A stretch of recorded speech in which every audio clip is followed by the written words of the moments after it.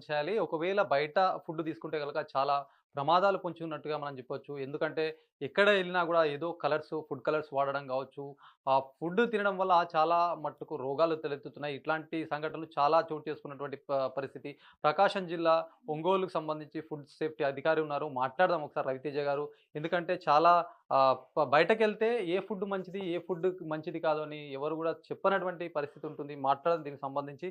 ఇప్పుడు చాలామంది సరదాకో లేకపోతే బయట తిందామనే ఇష్టంతోటో బయటకెళ్తారు. అట్లాంటి వాళ్ళు అసలు ఎట్లా పరిస్థితి? హోటల్స్ ఇప్పుడు చూస్తా ఉంటే ఏ హోటల్‌కెళ్ళినా గూడా ఏదో ఆరోగ్యం గాకుండా అనారోగ్యాన్ని కొని తెచ్చుకుంటున్నటువంటి సిట్యుయేషన్. మీరు ఫుడ్ సేఫ్టీ అధికారిగా మీకెట్లా అనిపిస్తుంది? ఎట్లాంటి జాగ్రత్తలు అసలు పాటించాల్సుంటది? నమస్కారం అండి. నా పేరు Shivateja. Prakasam district food safety officer.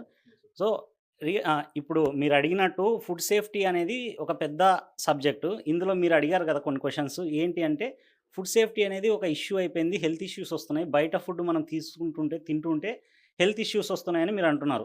So, ప్రజలకు ఇప్పటికి కూడా చాలా కన్‌ఫ్యూజన్ ఉంది. సో, నేను కొన్ని వాటికి సమాధానం చెప్పేలాగా ట్రై చేస్తాను.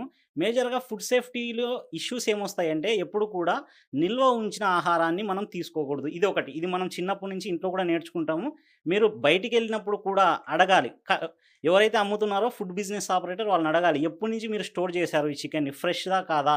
ఒకవేళ కాకపోతే నేను కంప్లెయింట్ ఇస్తాను. మీరు భయపెట్టేలాగా కూడా అడగాల్సొస్తది కొన్ని సందర్భాల్లో. అది మీరు ముఖ్యంగా తీసుకోవాల్సిన ఫస్ట్ స్టెప్. తర్వాత చూడాల్సింది ఫస్ట్ కలర్. కలర్ ఎక్కువ కనిపిస్తుందా? మోర్ దాన్ పర్మిసబుల్ లిమిట్స్ అనిపిస్తున్నాయి అంటే మనం అక్కడ చెక్ చేయలేం. కానీ మన కంటికి కనిపిస్తున్నప్పుడు ఎక్కువగా కలర్ కనిపిస్తుంటే దాన్ని ఎంతవరకు వీలైతే అంతవరకు అవాయిడ్ చేయడమే మంచిది. తర్వాత విషయం ఏంటంటే స్టేల్ ఫుడ్. ఎప్పుడైనా కుళ్ళినట్టు కానీ, దాని మీద ఫంగస్ ఫార్మ్ అయినట్టు కానీ కనిపిస్తే ఇమ్మీడియేట్‌గా మీరు ఆ ఫుడ్‌ని రిజెక్ట్ చేయాలి. అక్కడ అమ్ముతున్న వ్యక్తిని మీరు క్వెషన్ చేయాలి. ఇవన్నీ మీరు చేయాలి. మేము కూడా చేస్తున్నాం. మేము ఏంటి అంటే గౌరవ స్టేట్ ఫుడ్ సేఫ్టీ కమిషనర్ గాని, గౌరవ జాయింట్ కలెక్టర్ గాని, గౌరవ అసిస్టెంట్ ఫుడ్ కంట్రోలర్ గాని వీళ్ళు ఎప్పటికప్పుడు మాకు సూచనలు చేస్తున్నారు. ఏంటంటే మీరు విస్తృతంగా తనిఖీలు చేయండి. ఆకస్మికంగా తనిఖీలు చేయండి. ఎటువంటి నెగ్లిజెన్స్ కానీ, ఎటువంటి నాన్ కంపైలేషన్ కనపడినా ఎఫ్ఎస్ఎస్ఏ యాక్ట్‌కి సంబంధించి ఎక్కడ ఫాలో అప్ చేయకపోయినా మీరు ఇమ్మీడియేట్‌గా యాక్ట్ ప్రకారం ఏం చేయగలరో అది చేయండి అంటున్నారు. మాకు కూడా కొన్ని టార్గెట్స్ ఉన్నాయి. పలానా ఇన్ని నంబర్ ఆఫ్ శాంపిల్స్ లిఫ్ట్ చేయాలని. మేము ప్రతి మంత్ మాకిచ్చిన టార్గెట్‌ని మేము కంప్లీట్ చేస్తున్నాము. శాంపిల్స్ తీస్తున్నాము. దాన్ని స్టేట్ ఫుడ్ లాబొరేటరీకి పంపిస్తున్నాము. అక్కడ ఫుడ్ అనలిస్ట్ ఈ రిపోర్ట్ ఇచ్చిన ఆధారంగా రిపోర్ట్‌ని బేస్ చేసుకొని చట్టపరంగా మేము ఏం చేయాలి? కేసులు పెట్టాలా? లేకపోతే పెనాల్టీస్ గౌరవ జాయింట్ కలెక్టర్ దగ్గర అడ్జుడికేషన్ కేస్ ఫైల్ చేయాలా? దాన్ని బట్టి యాక్ట్ ఏం చెప్తుందో అది మేము ఇప్పటివరకు చేస్తున్నాము. ఇక మీదటి నుండి కూడా ప్రజలు అప్రమత్తంగా ఉండాలి. మీరు మమ్మల్ని అప్రమత్తం ఇంకా చేయాలి. ఎందుకంటే మాకు కొన్ని చిన్న చిన్న వాటివి మాకు దృష్టిలో రాకపోయినా మీరు మా దృష్టికి తీసుకొస్తే మేము ఇమ్మీడియేట్‌గా దాని మీద ఖచ్చితంగా యాక్షన్ తీసుకుంటాము. ఖచ్చితంగా తనిఖీలు చేస్తాము. మీ ముందే శాంపిల్ తీస్తాము. ల్యాబ్స్‌కి కూడా పంపిస్తాం. చెప్పండి. అంటే ఇప్పుడు ప్రజలకు అవగాహన ఉండదు. నార్మల్‌గా ఏందంటే ఏ హోటల్‌కెళ్ళినా గూడా వాళ్ళు ఆ ఫుడ్ కలర్స్ పెట్టడం గాని, ఆ స్మెల్ చేస్తారు కాబట్టి ఏది మంచిది, ఏది చెడని వాళ్ళు గుర్తించలేని పరిస్థితి. మీరు యాస్ ఎ ఫుడ్ ఆఫీసర్‌గా మీరు ఎట్లాంటి తనిఖీలు జరుపుతున్నారు? ముఖ్యంగా ఈ ఫాస్ట్ ఫుడ్‌కెళ్ళినా గూడా ఏదో ఒక అంశం అక్కడ బయటపడతది. ఆ కలర్‌లాగా గావచ్చు, చాలా మట్టుకు ఈ హోటల్ రన్ చేసిన ప్రతి ఒక్క హోటల్‌లో ఏదో ఒక లొసగుంటది. మీరేం చేస్తున్నారు అసలు జిల్లా అధికారిగా ఎట్లాంటి తనిఖీ నిర్వహిస్తున్నారు? మేమేం చేస్తున్నామంటే ఫస్ట్ బేసిక్‌గా మేమంతకు మేమే తనిఖీలు ఆకస్మికంగా చేస్తున్నాము. ఇంకొకటి కంప్లెయింట్ వచ్చినప్పుడు కూడా మేము డెఫినిట్‌గా తనిఖీలు చేస్తాం. ఈ 2 రకాలుగా ఇప్పటివరకు తనిఖీలు కొనసాగుతున్నాయి. మా పరిధిలోనికి రాని అంశాలు కూడా చిన్న చిన్న హోటళ్ళు ఉంటే అవి కూడా మీరు చూసినప్పుడు మాకు కంప్లెయింట్ ఇవ్వండి. మీకు కంప్లెయింట్ మీరిచ్చాక మేము దాన్ని ఫాలో అప్ చేపిస్తాము. ఖచ్చితంగా మీకు ఏదైతే సాటిస్ఫాక్టరీగా సొల్యూషన్ అనుకుంటున్నారో అది వచ్చేలాగా మేము ఖచ్చితంగా యాక్షన్ తీసుకుంటాము. దీంట్లో ఎటువంటి డౌట్ లేదు. మీరు ఎటువంటి సందేహపడాల్సిన అవసరం లేదు. ఎప్పుడైనా సరే మా ఆఫీస్‌ని మీరు విజిట్ చేయొచ్చు. ఒంగోలు రామ్‌నగర్ 5థ్ లైన్‌లో ఫుడ్ సేఫ్టీ ఆఫీస్ ఉంటది. మీకు ఎటువంటి ఫుడ్ సేఫ్టీ కంప్లెయింట్ ఉన్నా మాకివ్వండి.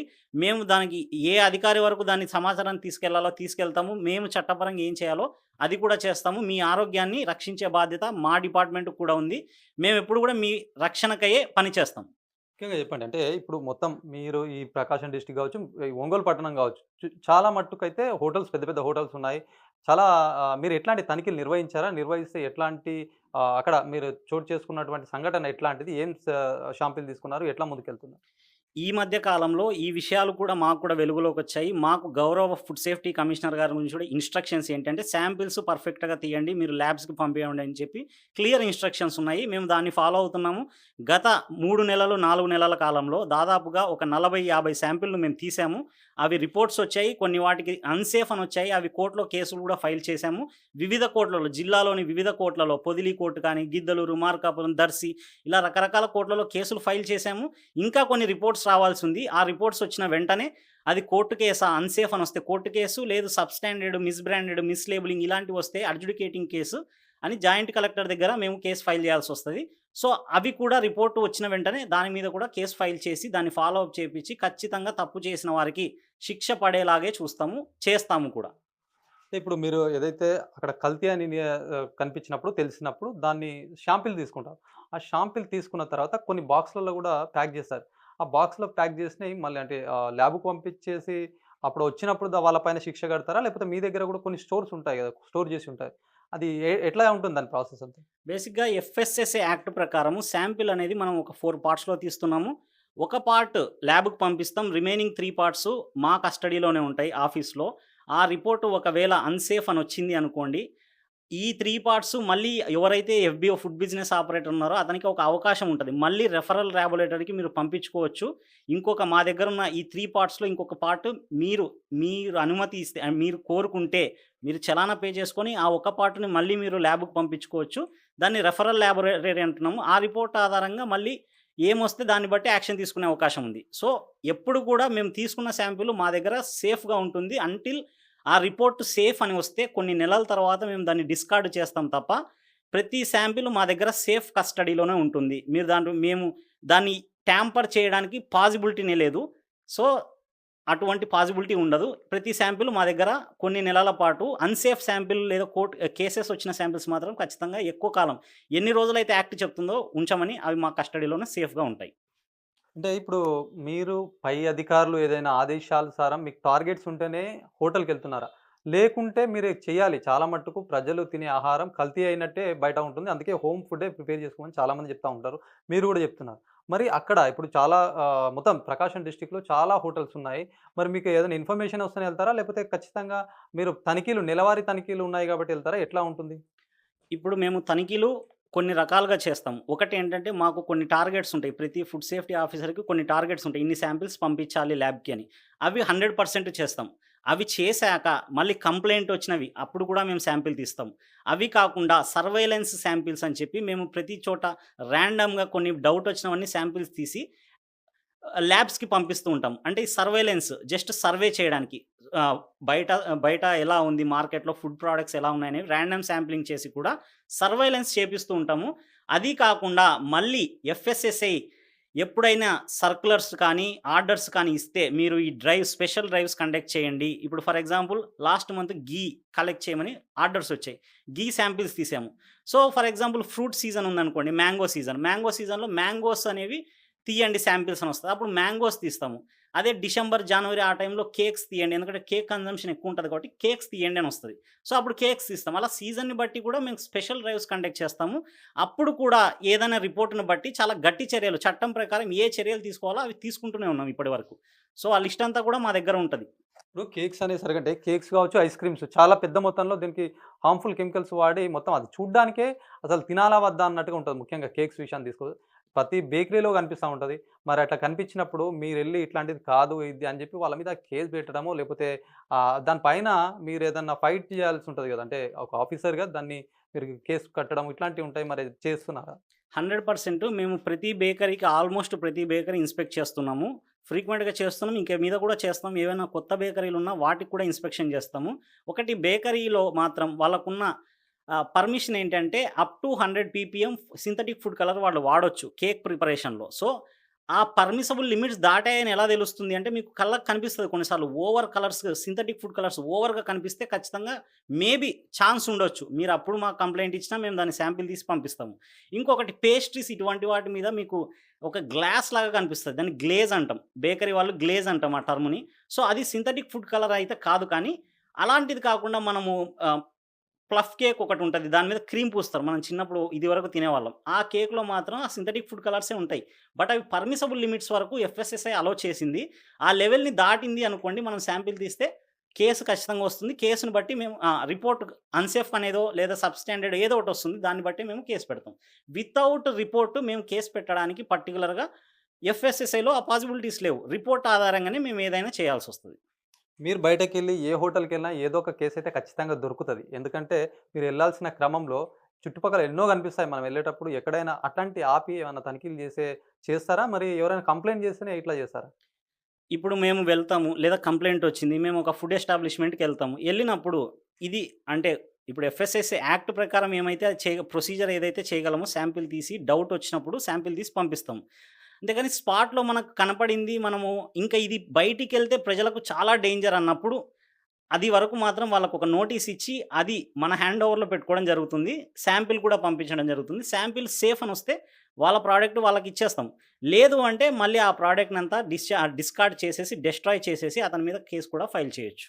ఇంతవరకు యాక్ట్‌లో మనకు పాసిబిలిటీ ఉంది. ఇప్పుడు పెద్ద పెద్ద హోటల్లో ఎప్పుడైనా తనిఖీలు చేసినప్పుడు అక్కడ కూలిపోయినటువంటి మాంసం ఇట్లాంటి రాష్ట్ర వ్యాప్తంగా చాలా జరుగుతున్నాయి. పొలిటికల్ ప్రెషర్ గూడా కనిపిస్తా ఉంటుంది. అదే తీరులో వాళ్ళ పైన మరి పొలిటికల్ ఇట్లా మీ పైన వచ్చినప్పుడు మీరెట్లా ఇది జేస్తారు?